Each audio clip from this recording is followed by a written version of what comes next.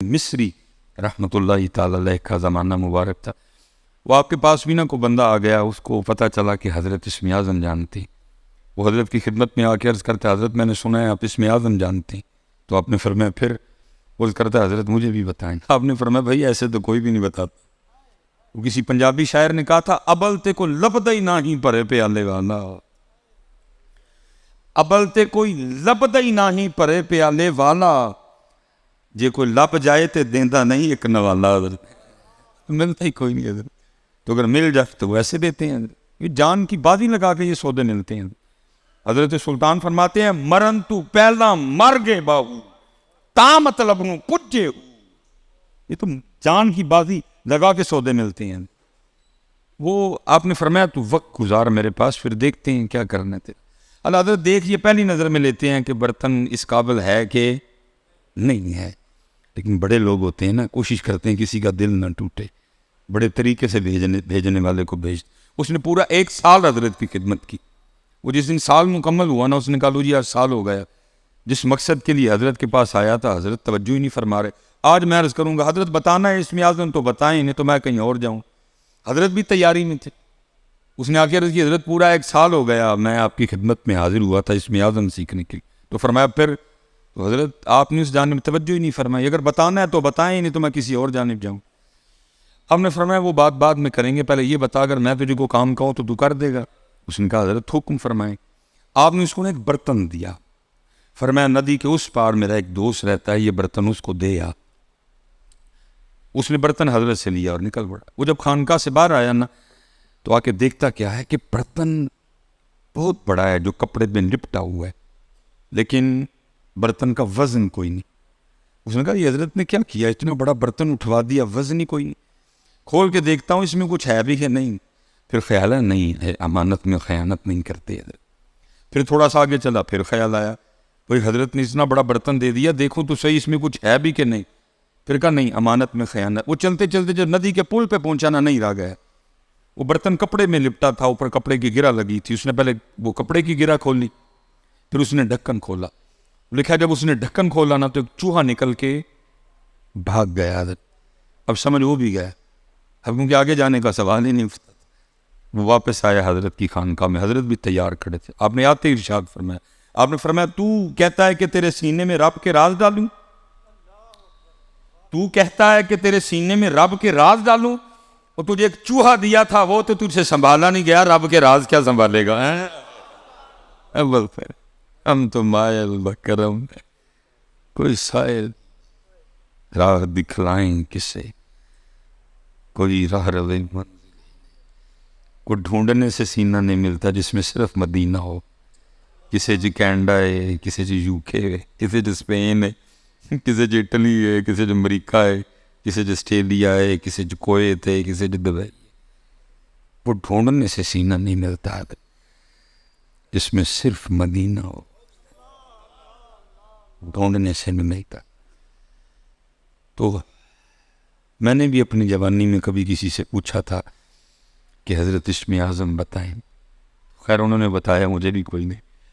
तो मुझे आगे से फरमान लगे मैं तुझे एक बात बताता हूँ, अगर तू समझने वाला होगा तो समझ जाएगा। तो उन्होंने मुझे, मेरा सवाल था हज़रत इस्म आज़म बताएं, तो उन्होंने आगे से मुझे ये शेर सुना दिया।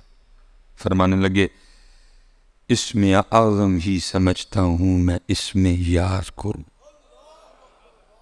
फरमाने लगे अगर तू समझने वाला होगा तो समझ जाए।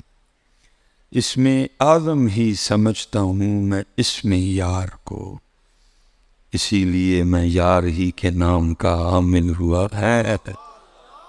मोहम्मद मोहम्मद मैं कहता रहा, मोहम्मद मोहम्मद मैं कहता रहा, नूर के मोतियों की लड़ी बन गई। आज पता है हज़रत हमारी सबसे बड़ी बदबख्ती क्या है, आज कहने को तैयार कोई नहीं है। आज हर बंदे को तवीज़ चाहिए। आप किसी को कहना इतने 100 बार तूने दुरूद पाक नहीं, वो कहते नहीं हज़रत तवीज़ नहीं दे देंगे।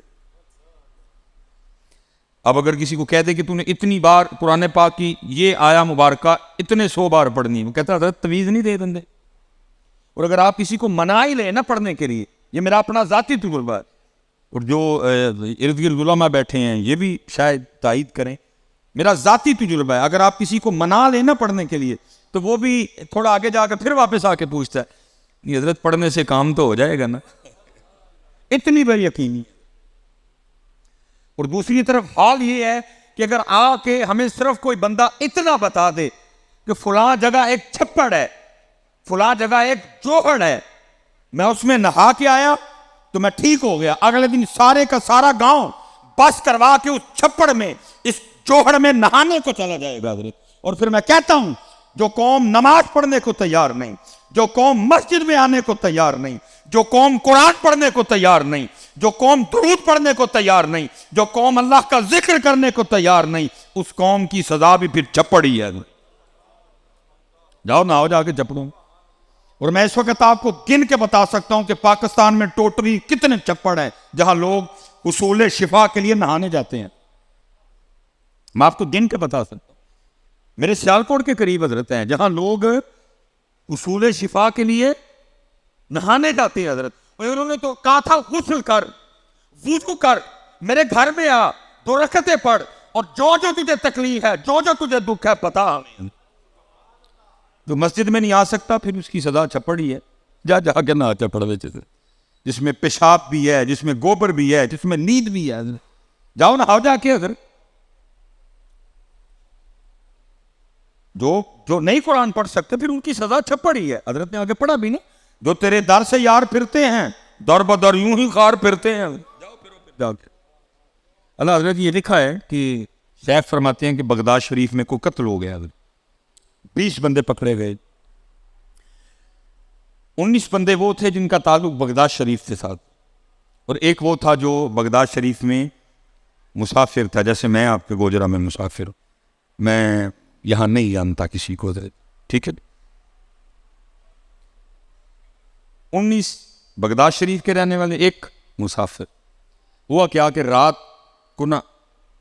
रात आने से पहले वो जो 19 थे ना, किसी का कोई हिमायती आया, सिफारशी आया, जानने वाला आया, जामिन आया, ठीक है। रात तक हजरत वो रह गया मुसाफिर अकेला।